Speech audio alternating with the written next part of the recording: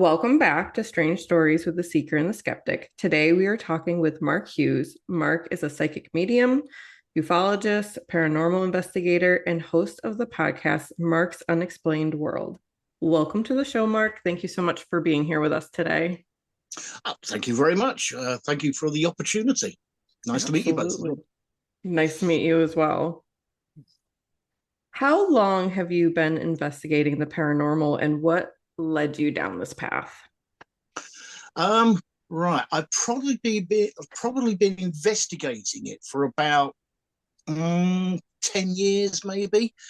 But I originally got into it when I was quite a small child. I was probably about 8 or 9 years old when I lived in a haunted house, if you like.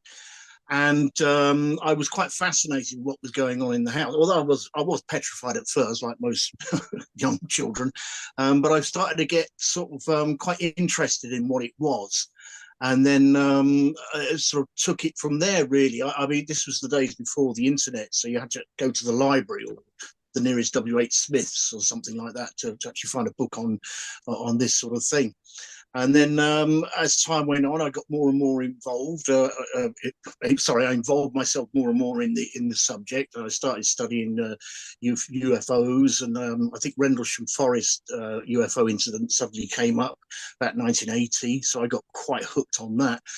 And then of course, like everybody else, you grow up, you get married, you have children.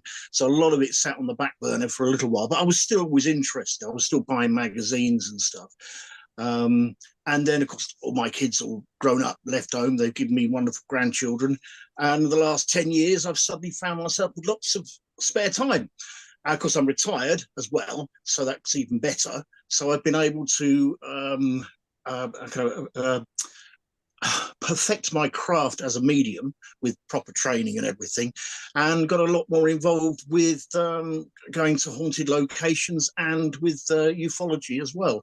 I'm sort of I'm not, I can put it, I think the phrase is jack of all trades, master of none.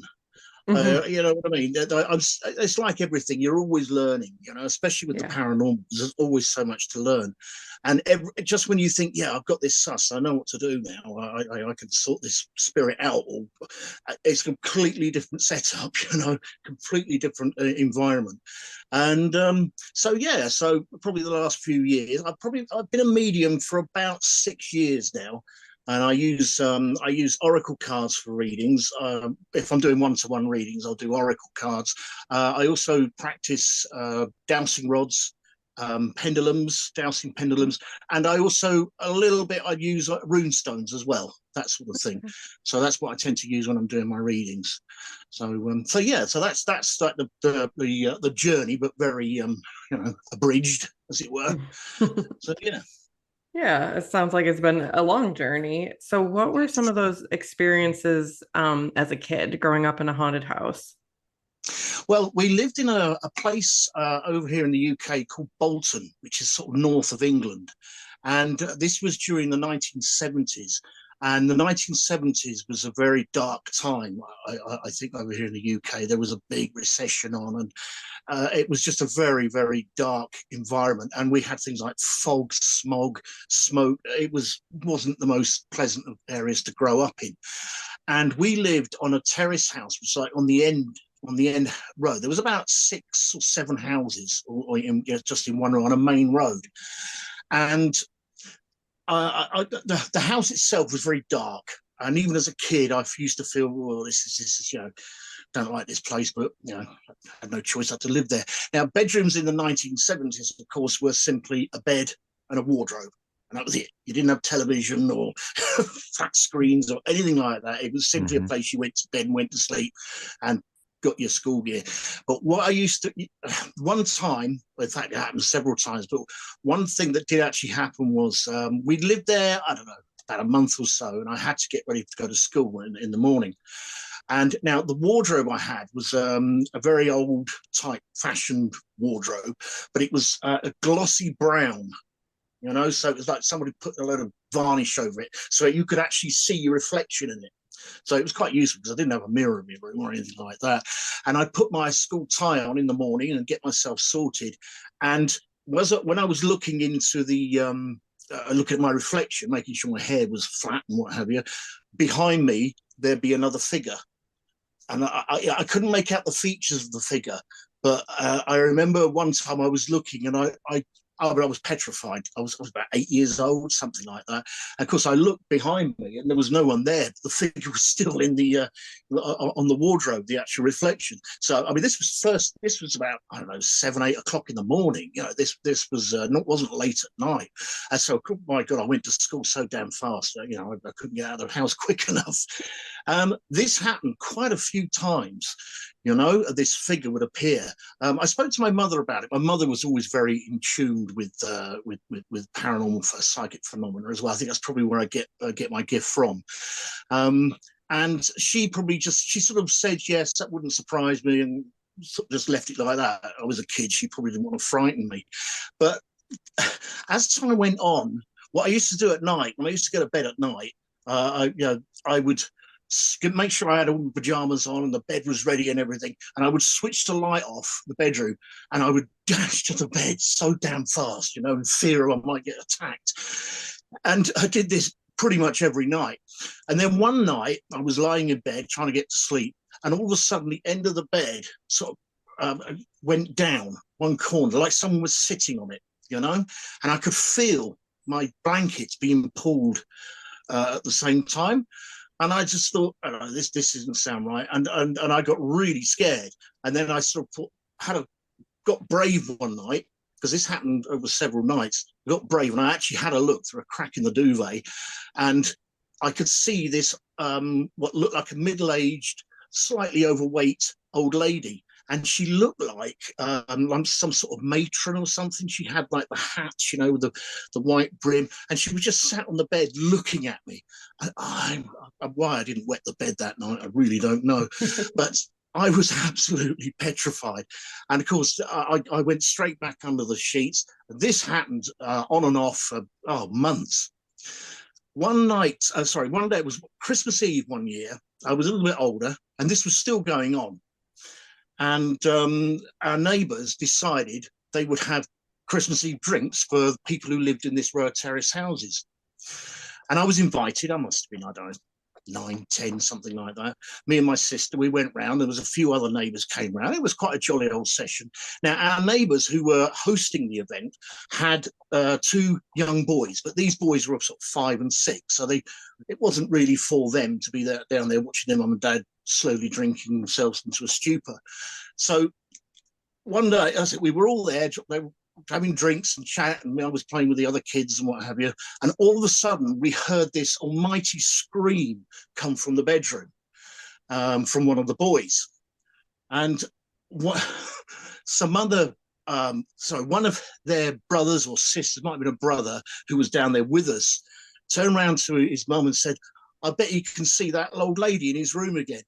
And the whole room suddenly went silent. And it turned out we'd all seen this same lady sat on our beds watching us as we tried to sleep. But nobody had said anything until he suddenly said it then. So of course this fascinated me. I did get so scared then, because I realized I wasn't alone. And I started to talk to my mother a little bit more about the sort of things that were going on. And my mum was, she was very in tune with it. And we used to have things like bits of poltergeist activity, if you like. We would go down in the morning and the lamp would be from one corner of the room into another one. And the only way we'd know that is because we'd trip over the cable trying to get to the kitchen. It's just little things like that.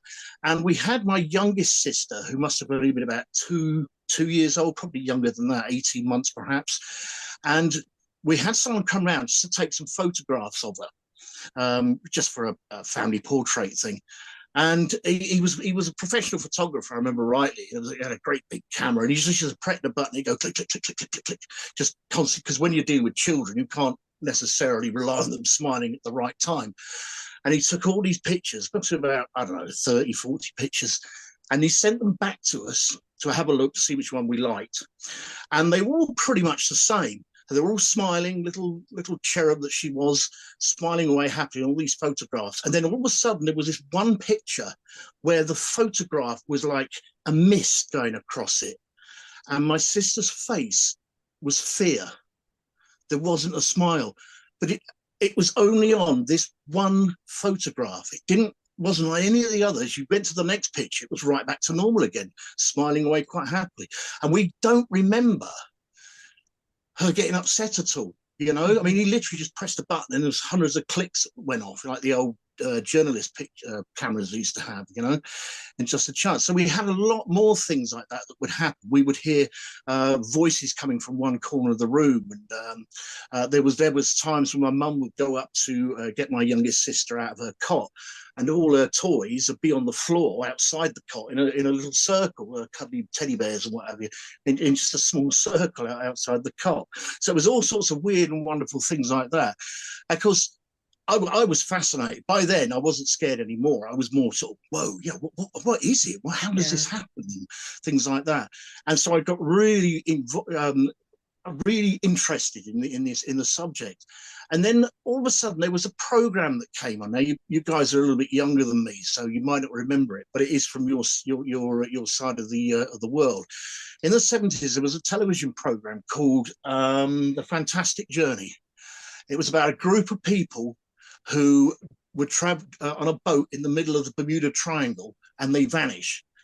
Now, my mum just suddenly said to me, "Oh yeah, Bermuda Triangle." And again, I went, "What's the Bermuda Triangle?"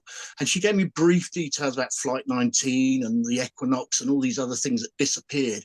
And that was it. I was straight down the library.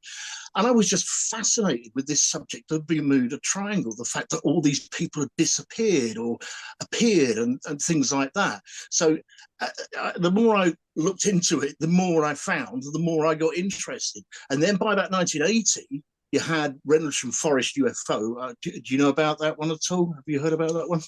I don't know. No? Oh, I'll briefly touch on it. But I think it was Christmas 1980. There was over here in, I think it was Norfolk, there was you had an American air base over here in the UK at the time. And there was all of a sudden in the woods that were outside the air base, all this strange phenomenon was happening. There was a UFO actually landed in the middle of the forest, and it was witnessed by several soldiers.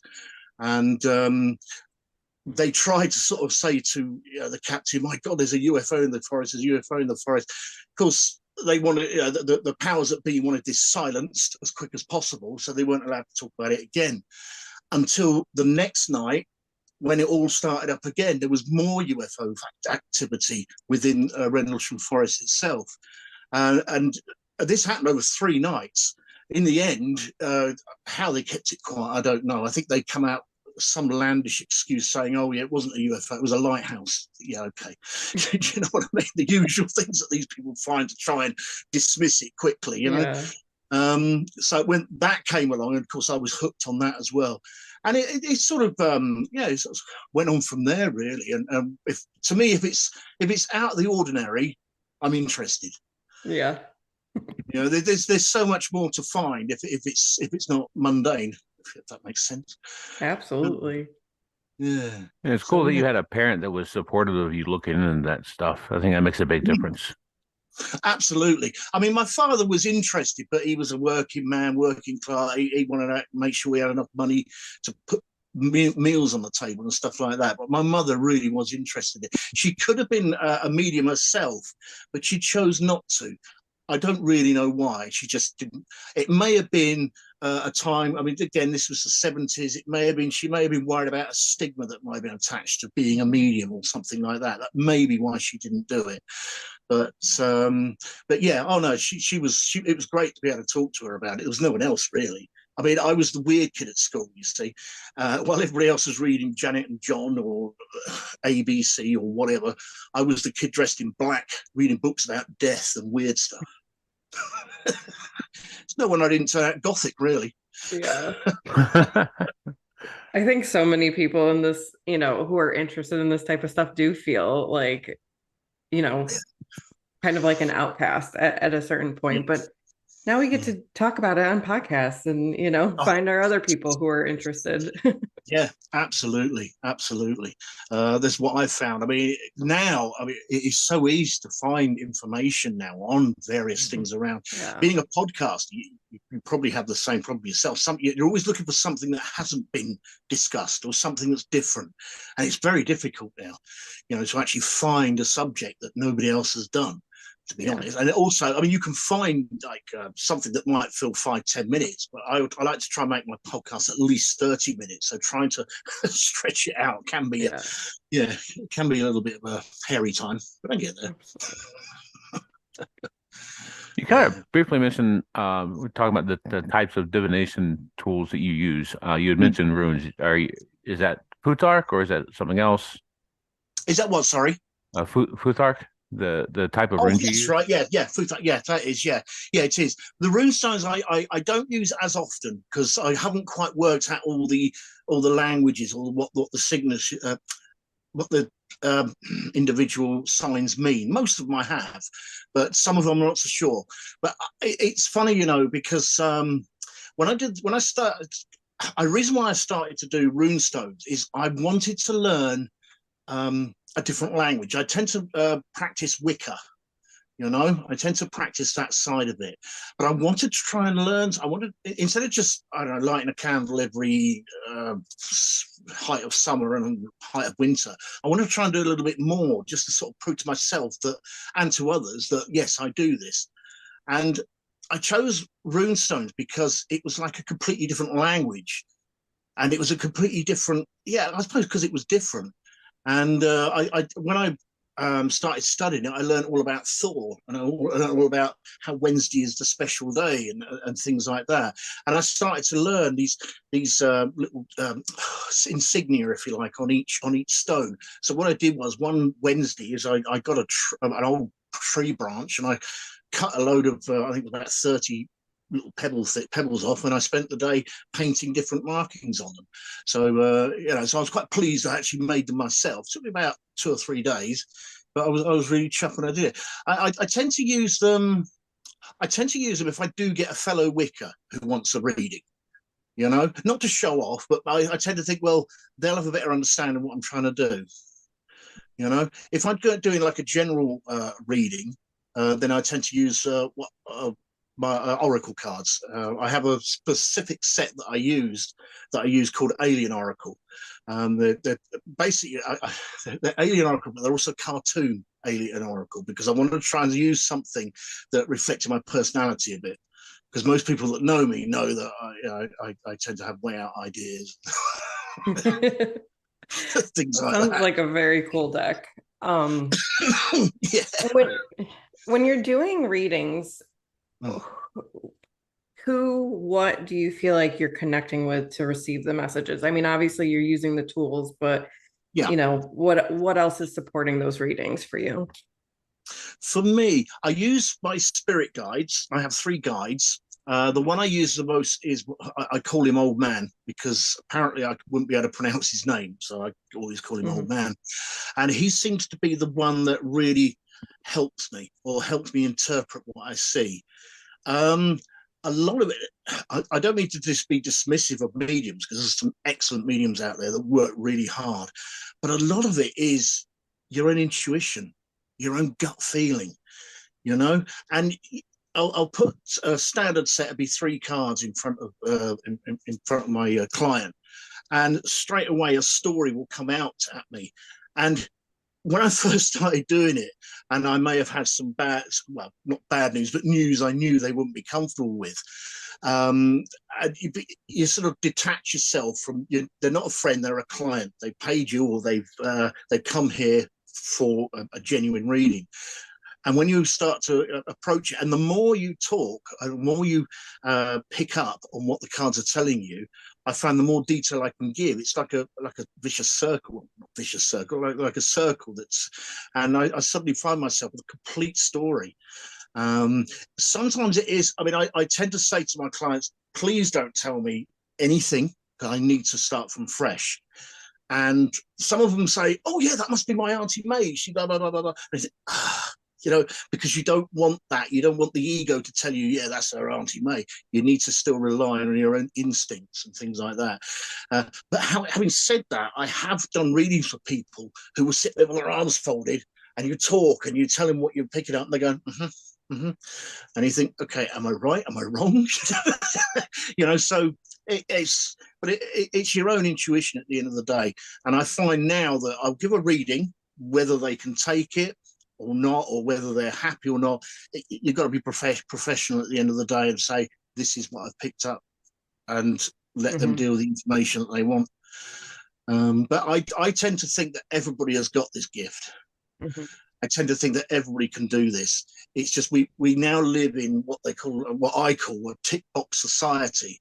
We tend to be very black and white. I believe there is a grey. I believe there is an area of us that's our instincts. We use our instincts. We use our intuitions. What I find ironic in some respects is you've got a lot of CEOs or company directors, and they make split decisions because based on the bottom line or how many boxes they ticked.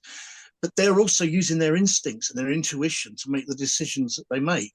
So in some ways, I'm not saying they're mediums, but they are using that gift in a different context. Yeah, I think. I definitely agree with that. I think you're right. I mean, we all have access to intuition. I think, like anything, it's a muscle that can be developed even more. Some people have it more naturally. They're more naturally open, but time and commitment and yes, purposefully trying to enhance your intuition. I think you're right. Anybody can tap into that. Absolutely. One of the things I do is what's known as remote viewing. Basically, you put yourself into a sort of trance, if you like, and you try and go to certain areas of the world or anywhere really, and you try and explain. Now, in order for me to, when I first did remote viewing, it was difficult, but there's an app that you can use, and it gives you like a blank square, and you just concentrate and use your instincts again, and just draw whatever comes to mind: triangles, circles, trees, words, anything. And then 12 hours later, 24 hours later, sorry, it will show you what the picture is. And sometimes you get smack on, sometimes you're way out. But I found by using that, as you say, it's like your brain is a muscle, it just needs practice. I found by using that, I got better, and I'm able to do remote viewing a little bit more competently than I used to. But as you say, it's like everything, it takes practice. Yeah, that's very cool. What's the name of that app?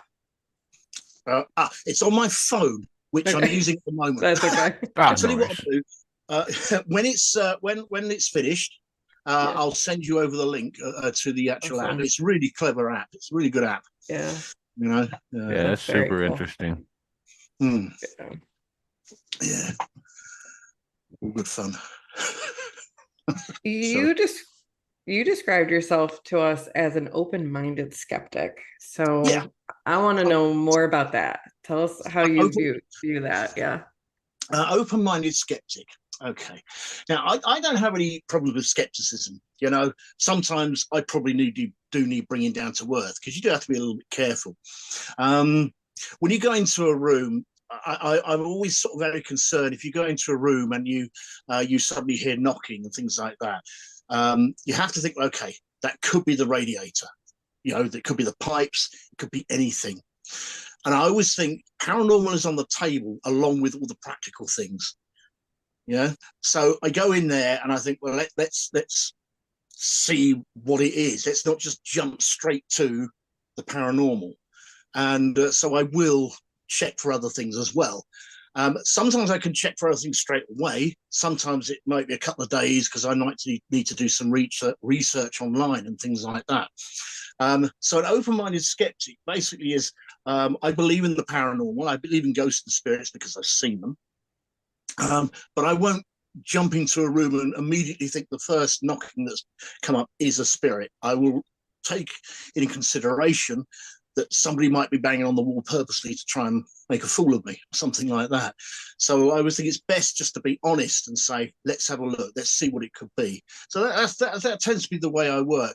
When I've done house clearances, because sometimes I get asked to go to a house to try and get the spirit to move on, there's certain things I have to do. As a medium, I've got used to what I know if somebody's spinning me a yarn. I tend to know quite quickly. And there are certain things you can do as well. But if I go to a house and they've got constant knocking or anything or something like that, then I won't immediately think they've got a spirit. I will ask them all sorts of questions about, when was the last time the radiators were changed over? When was the last time the pipes were cleaned out? And I also ask, but it's a very delicate question, is about mental health. Because there are some people who say they've been possessed and they haven't. They probably, they may have something. So I tend to say, check with your GPs, have a chat with them. But I don't turn around and accuse them of having a mental health problem. What I tend to do is I tend to say, well, it could be this, or this. I'll check for these. You check with your GP. Do you know what I mean? So I try and make it more of an open suggestion, rather than oh my God, it's you. Try and make it a bit more. So that's why I call myself an open-minded skeptic, because I'm open up to suggestions. I don't immediately think that is paranormal. Yep. Yeah. I think that's the best way to approach this, especially if you're investigating, because it's like, we don't want to jump to conclusions. There's so many other explanations out there, Absolutely. and probably the most rare one is paranormal. Yeah. Oh, yeah. I mean, somebody once told me, I don't know how true this is, but somebody once told me that they used to work for, or did they work for the police, or did they just hear it from a policeman? I can't remember. No, I can't remember. But somebody once told me that when they get an unsolved crime, that they've got all sorts of branches they can go off and try and find out what's happened. And paranormal, it sits on the table with all the others. But they won't go to the paranormal until they've checked everything else out.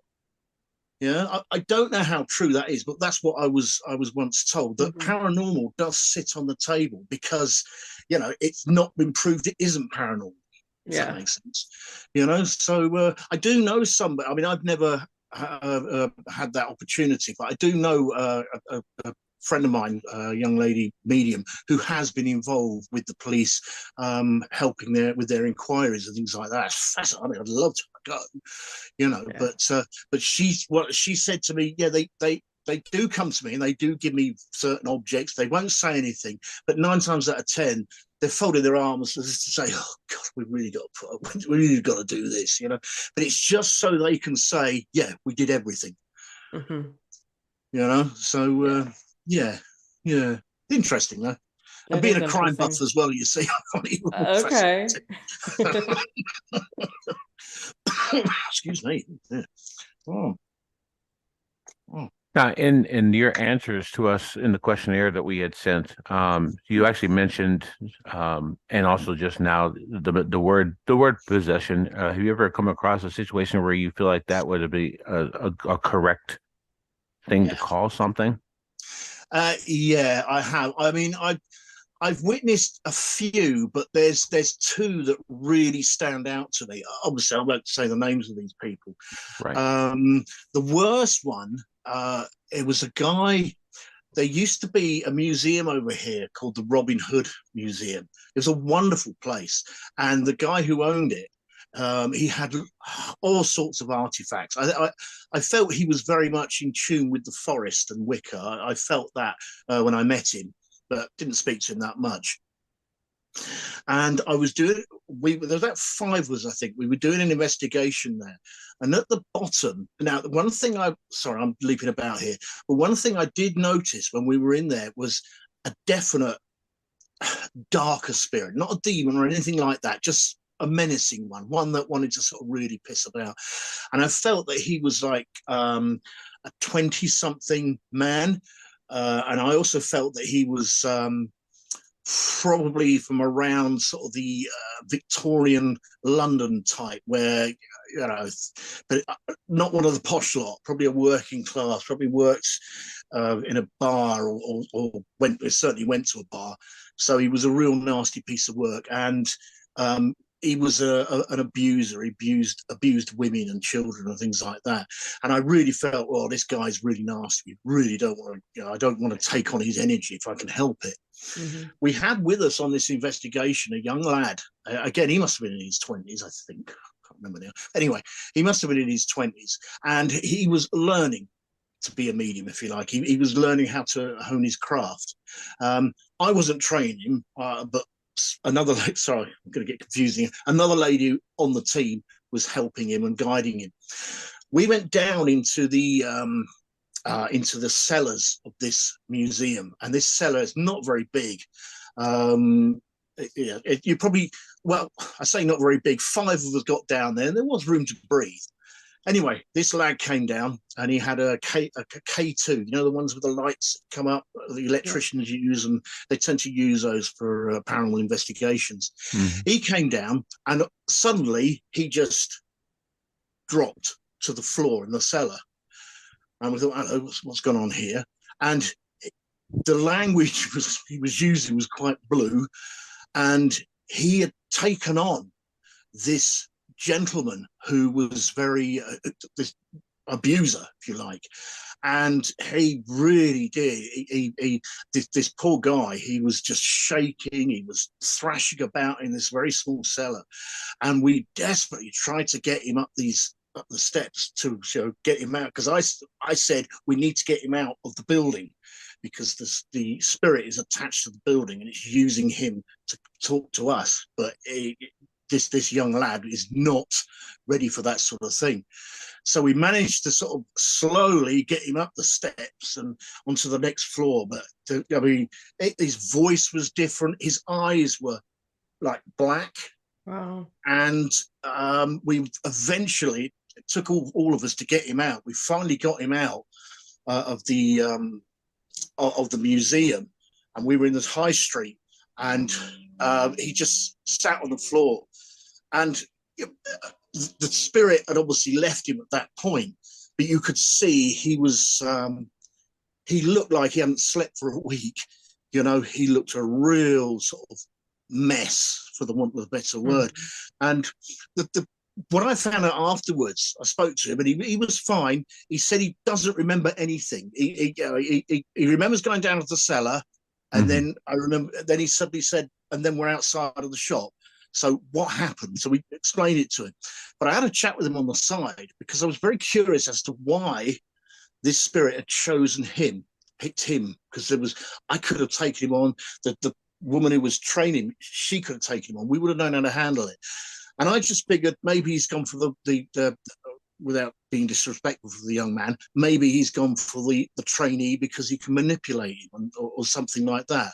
But I spoke to this guy, and this guy had just come out of an abusive relationship with his partner. And I did wonder, is there some sort of energy match there? Could this spirit suddenly look at this guy and say, whoa, yeah, I can get into this guy because he has done, or he has been through what I put people through. This is only my guesswork. Yeah. This isn't nothing official, but I just sort of felt this spirit was nasty. He picked on people. He was a bully. And the type of torment that this lad, this training medium, had gone through in his past, to me, that's a perfect match of energy for this bully. So that was quite hairy. That's probably one that really sticks out in my mind, because it really was quite frightening for him, you know, because we were all thinking, oh my God, we've got to get this guy out, you know. I think if any skeptics would have been with us that night, I think they would have had a change of mind or a change of heart on what they'd just witnessed. Yeah. You know, that's probably the most, most horrific. I don't know if that's the right word, but it's certainly one that stands out.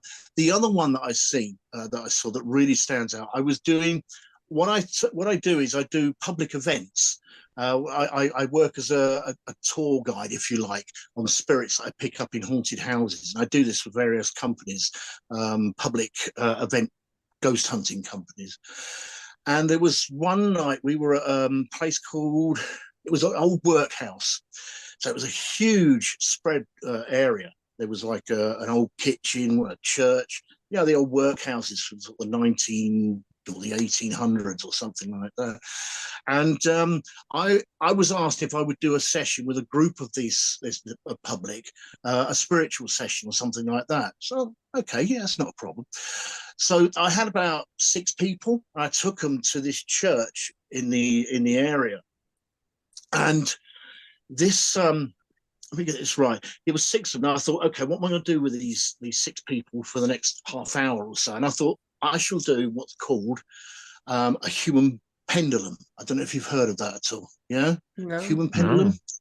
No. Okay. What it is, I mean, I got to be honest, I am a little bit skeptical about it, but I've seen some strange things happen with this human pendulum.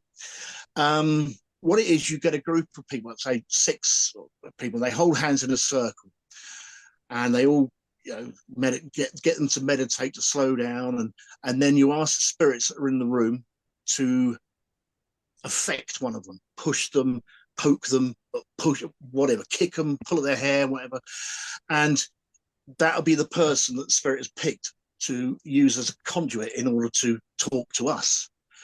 Anyway, this young girl, I don't know, she must be mid-20s to 30s, something like that, very bright, bubbly sort of young lady.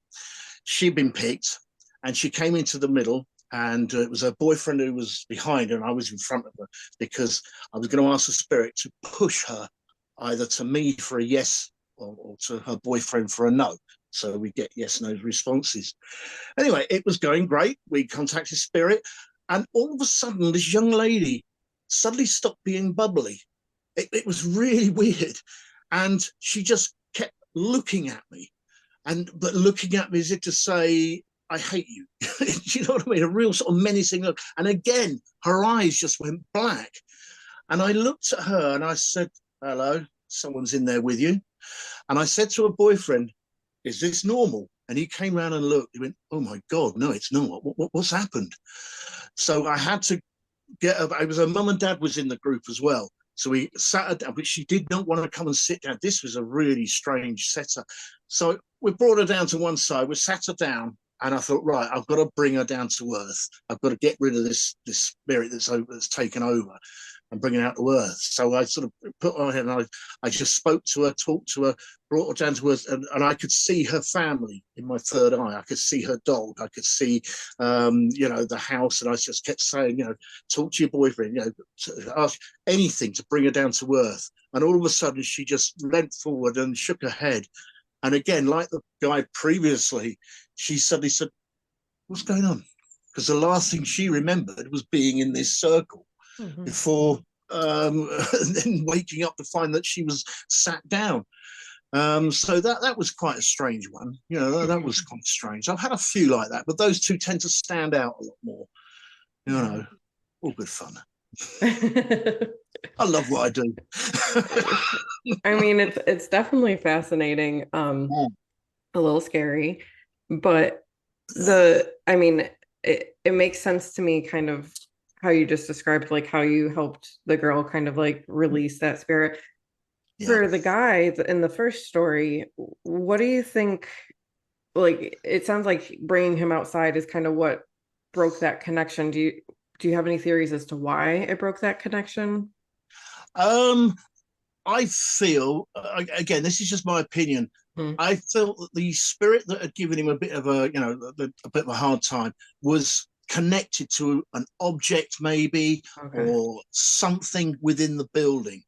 And the closer he was to the object, I think the stronger he probably was.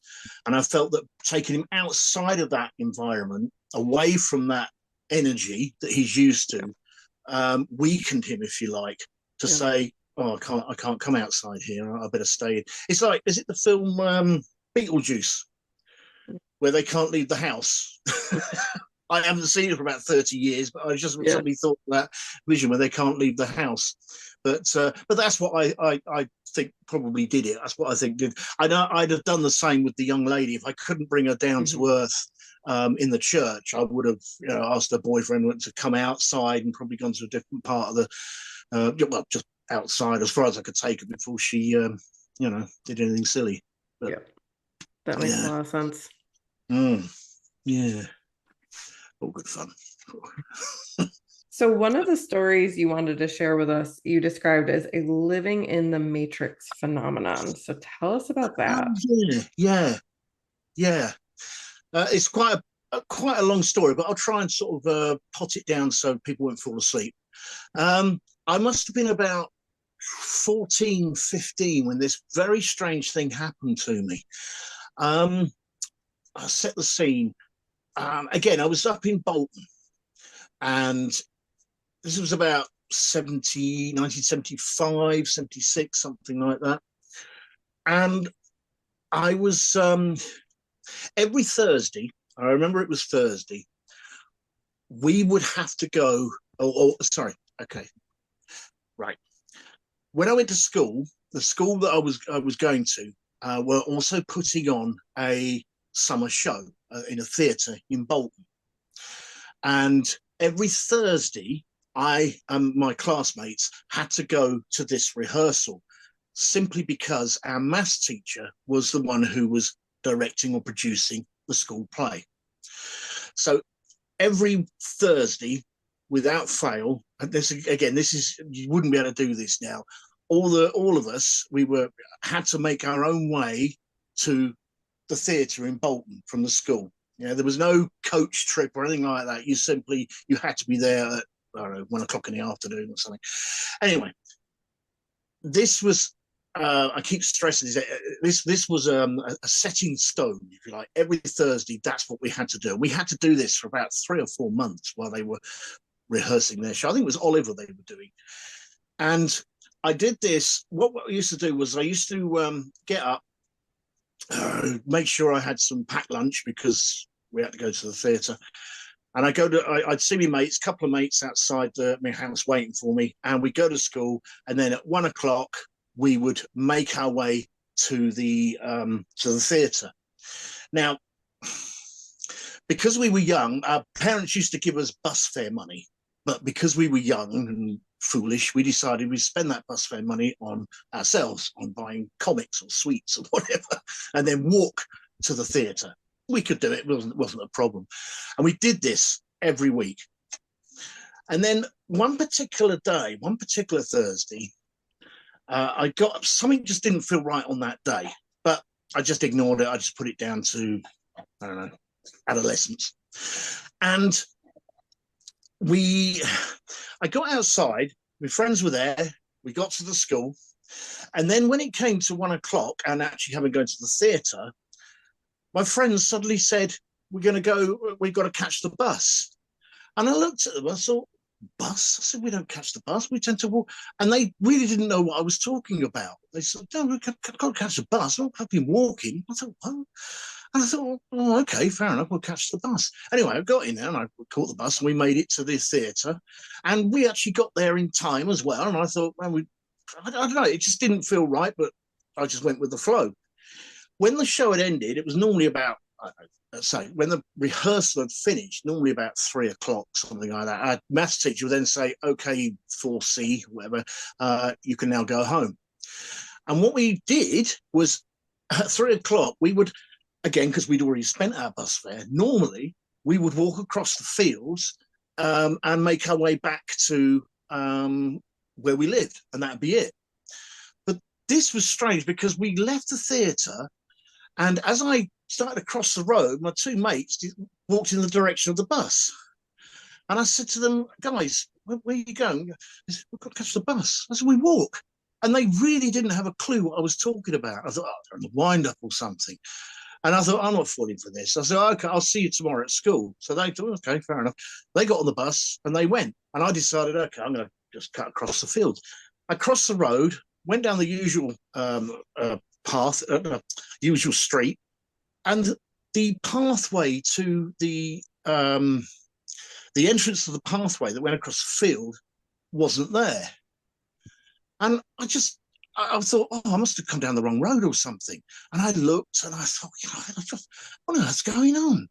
Anyway, I walked back up that same street and I went down to a different road and there was a pathway there. Now, it wasn't the usual pathway, but I just figured, oh, maybe because I'm with my mates, maybe I just don't look properly and maybe this is the one.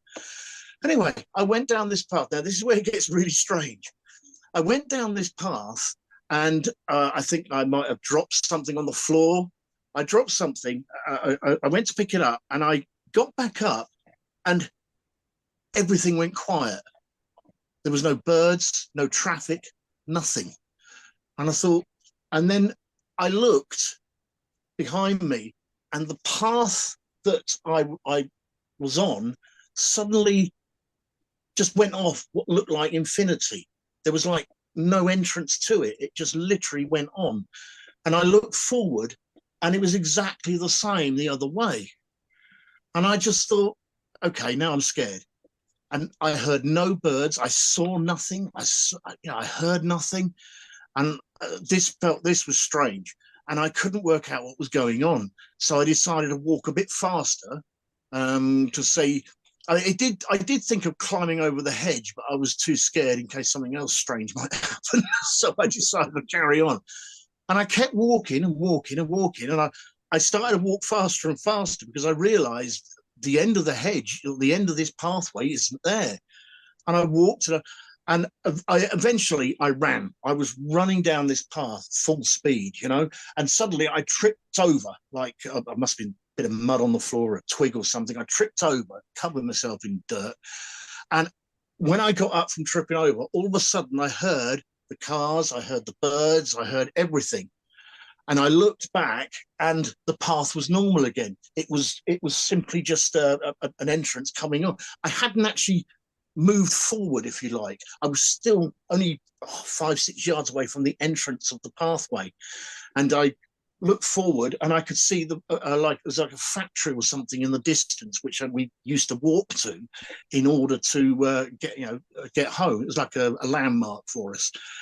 Anyway, I got home, and I got a real sort of bit of, I think I got a telling off because I'd been away for about 3 hours. Normally I get back 3:30, 4 o'clock, but this time it was near 6 o'clock, and I couldn't work out what on earth had happened. I didn't tell my parents what had happened because I thought they'll think I'm making it up. And I kept this, well, I went to school the next day, and I said to my mates very tentatively, whereabouts is that path that we normally walk down? And they still didn't have a clue what I was talking about. And I kept quiet. I thought, okay, I'll leave it alone. Maybe I dreamt it. Maybe I don't know. And I left it. But it wasn't until years later where I started reading about people who had gone through similar things to this, totally unexplainable, totally don't make sense type stuff, that I suddenly realized, I wonder if that's what happened. Did I hit some sort of glitch, or did I? And so it's only the last couple of years I've started talking about it again, And I actually, through that, it's never happened again. Nothing like it has ever happened again. But because of that, I do lean more towards the living in the matrix theory, because there's no explanation for that happening. It was a one-off, and it's the weirdest thing that's ever happened to me. That is an incredible story. So tell us what living in the matrix theory, what is that? Well, okay. I'll explain it like this. Do you remember computer games when they first came out in the 80s? Have you ever seen the graphics of a computer game? You had the Atari, where you had the little things going up and down with little dots, right? Now, all these the graphics now are just amazing. But every company, if you like, is looking to make the graphics on a computer game like you or I, actual AIs, if you like, people who interact. That's the graphics they're looking for, and they are really close to that. If you look at a computer game, I don't play a lot of computer. I very rarely play computer games. My son is very much, or he was very much, a computer game geek, and I used to say to him back, when he was playing them, what about all these other characters? Who controls them? And he said they work on algorithm. They react to what you do. And I sat and I thought, okay, and I've sat and thought about this now, and you sit and think about AI. And if you think about it like this, this might sound a little bit far out, but this is only my theory. Every computer if you like, is getting more and more advanced. So much so that all the characters are now becoming sentient, all depending on the algorithm that you play the game. So my theory is, are we one of these characters? Are we these characters in this matrix in a computer game? Does that make sense? It does. Yes. Yeah. This is why I tend to lean towards that sort of thing. Mm-hmm. And if that's the case, then there are literally thousands and thousands of matrices around the world. Yeah. And each one, if you like, each game has got more characters that are going to get advanced like we are. Yeah. And when they have created computer games in the same quality that we have, then you're talking about a universe within a universe. Does that make sense?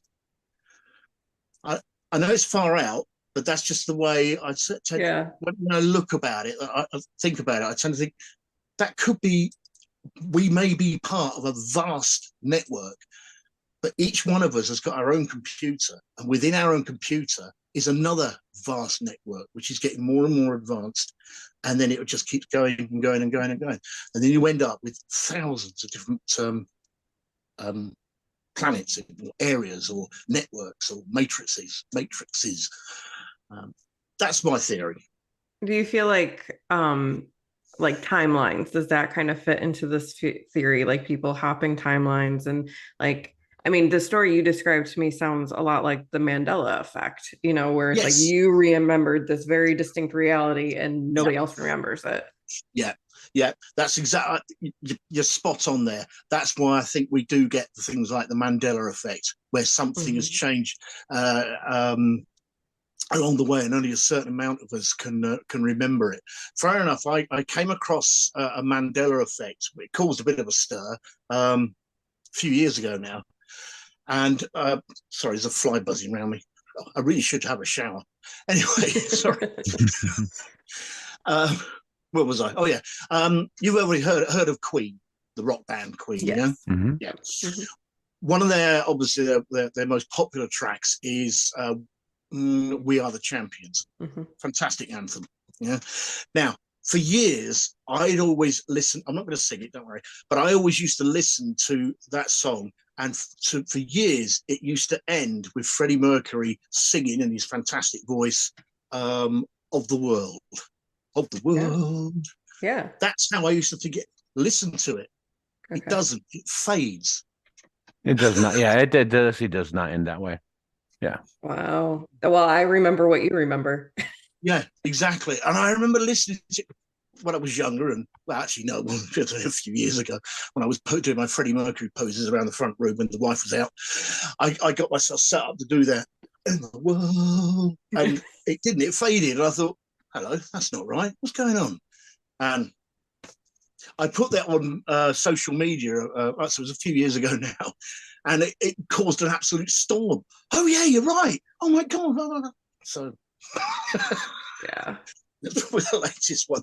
Everybody who's listening to this now is going to go to their News of the World album by Queen and start playing it. Be interesting actually if they do, to see what they remember. But yeah. I just read a book recently called How to Change Your Universe, and it's about this, about like timelines, and it's by a man named John Gabriel, and he has a whole like section that is about different Mandela effects, like how people remember certain things and how it's really different from reality. And like there's so many of them that I'm like just mind blown, that I'm like, no, like it was this way. What are you talking about? Yeah.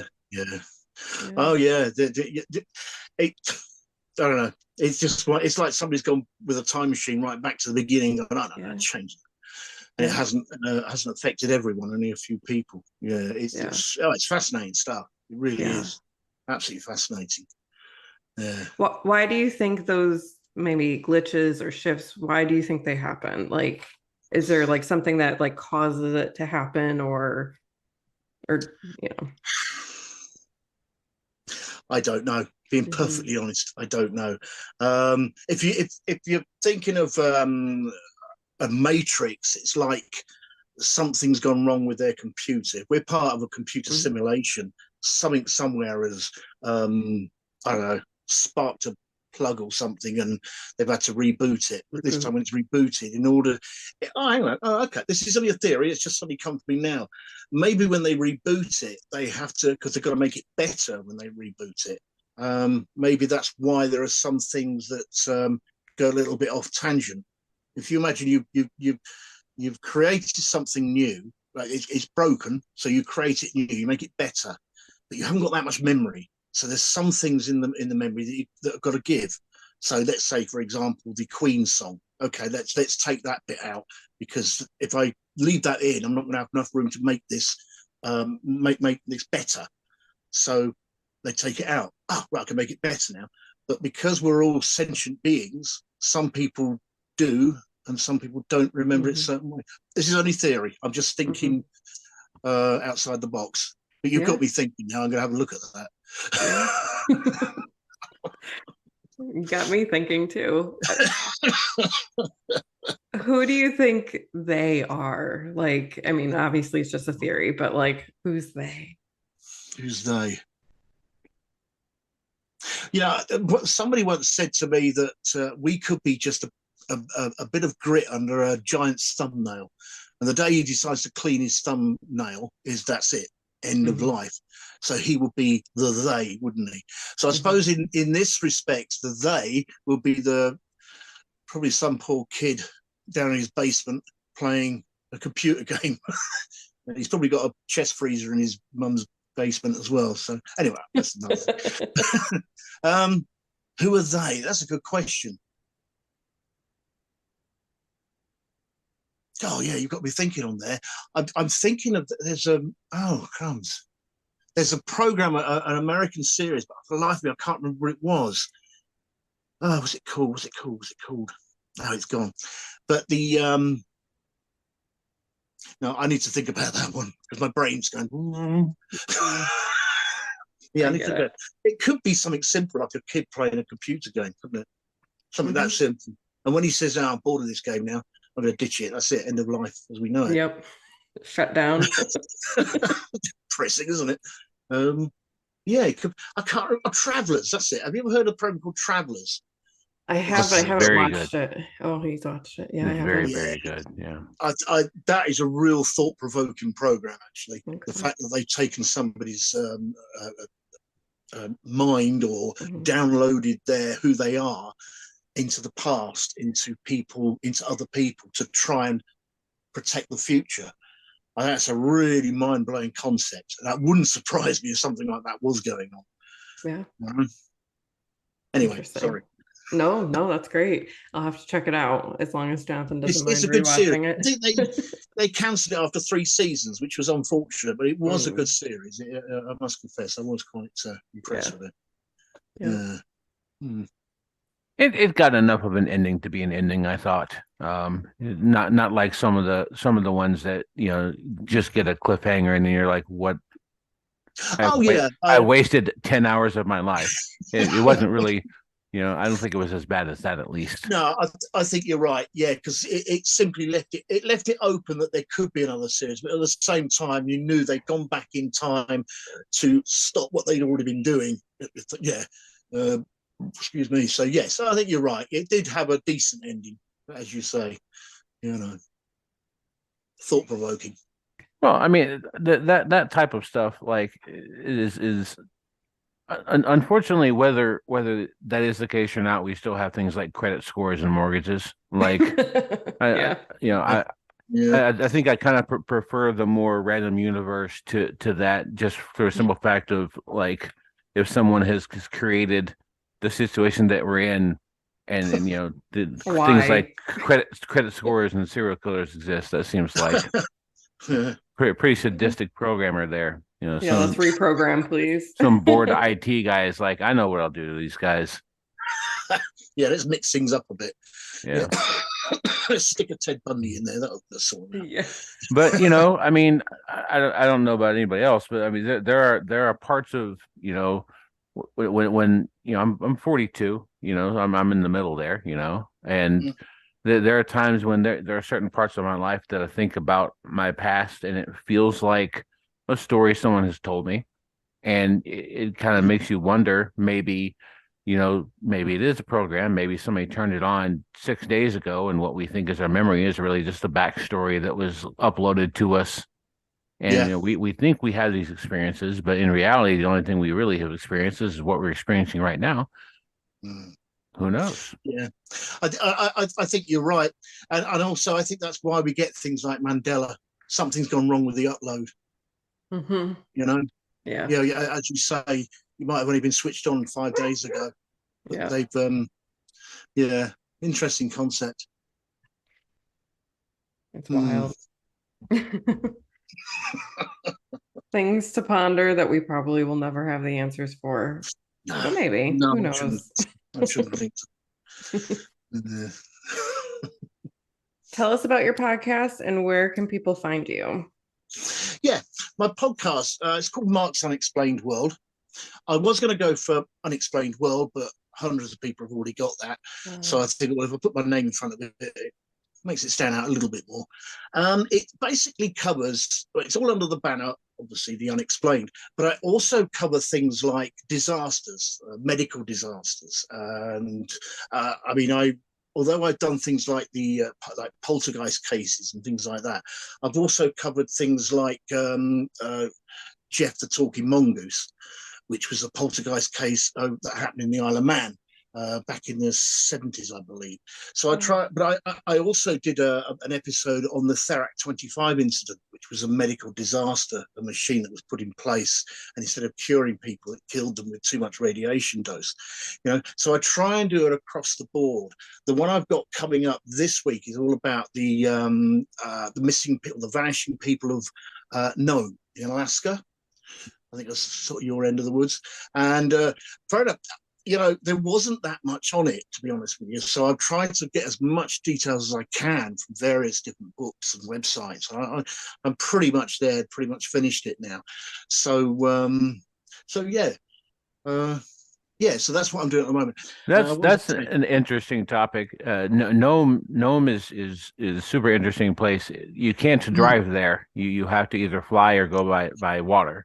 yeah. And I And don't know if this is true or not, but I heard a long time ago that that's got like the highest suicide rate per capita of the U.S. or something like that. It's apparently a really rough place to be.